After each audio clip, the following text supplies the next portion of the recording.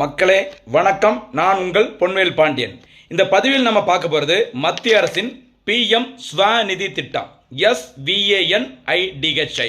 அதாவது பிரதமரின் என்ன சொல்லுவாங்க அப்படின்னா ஸ்ட்ரீட் வெண்டார்ஸ் ஆத்ம நிர்பார் நிதி அப்படிங்கிற ஒரு திட்டம். அதாவது தெருவோர வியாபாரிகளுக்கு பிணை இல்லாமல், ஓகே, எந்த ஒரு ஷூரிட்டியும் இல்லாமல் பிணை இல்லாமல் கடன் வழங்குவதற்கு ஜூன் 1, 2020 அன்று அந்த கோவிட்-19 பரவல் காலத்தில் இந்திய அரசினால் தொடங்கப்பட்டது தான் இந்த பிஎம் ஸ்வநிதி திட்டம்.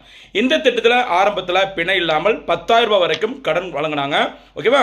அதுக்கப்புறம் தற்போது பார்த்தீங்கன்னா 12 மாத அந்த கால அவகாசத்துக்குள்ள அந்த கடனை திருப்பி வழங்குற மாதிரி 15,000 வரைக்கும் கடன் வழங்கப்படுகிறது. சரிங்களா?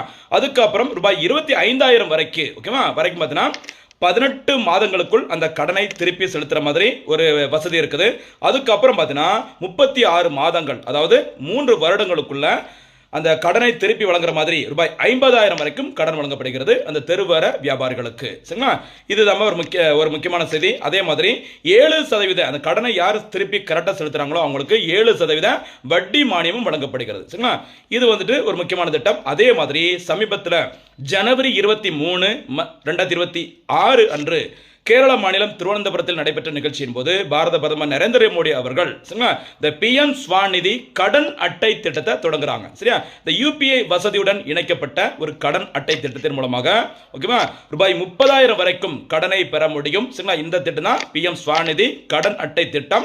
ஜனவரி 23, 2026 திருவனந்தபுரத்தில் தொடங்கி வச்சிருக்காங்க. ஓகேவா? அதே சமயத்தில் பிணையில்லா கடன் வழங்கும் பிஎம் ஸ்வநிதி திட்டம் எப்போ தொடங்கியிருக்காங்க? ஜூன் 1, 2020. மறக்கக்கூடாது. அதிகபட்சம் ரூபாய் 50,000 வரைக்கும் இப்போது கடன் வழங்கப்படுகிறது. முக்கியமான திட்டம் தெருவோர வியாபாரிகளுக்கான. சரியா? இன்றைய பதிவுக்கான கேள்வி, பிஎம் ஸ்வநிதி திட்டம் மற்றும் பிஎம் ஸ்வநிதி கடன் அட்டை திட்டம் எப்போது தொடங்கப்பட்டது? இதற்கான பதிலை மறக்காம கமெண்ட்ல சொல்லுங்க.